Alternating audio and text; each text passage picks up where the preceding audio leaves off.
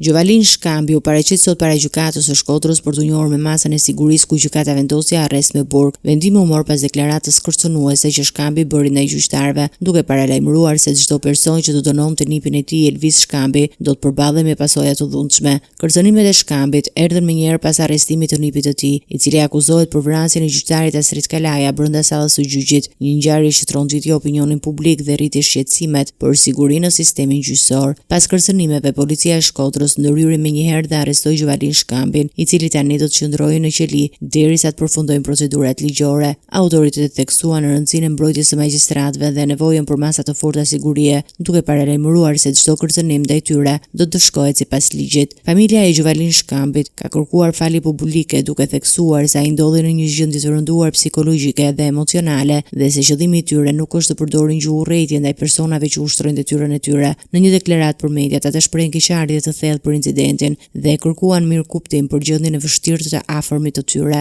E kuptojmë djeshmërinë e situatës dhe reagimin e institucioneve, por për momentin kur babai u mor në pyetje, gjendja e tij psikologjike ishte rënduar dhe jashtë kontrollit. Ngjarja ka rritur shqetësime për sigurinë në gjykata dhe është shënuar si paralajmërim serioz për institucionet ligjzbatuese që të forcojnë masat e sigurisë për magjistratët dhe stafin gjyqësor. Specialistët e sigurisë dhe autoritetet e drejtësisë po shqyrtojnë mënyra për të parandaluar incidente të ngjashme në të ardhmen, duke përfshirë monitorim të rrept në godinat e gjykatave dhe mbrojtjes së stafit juridik.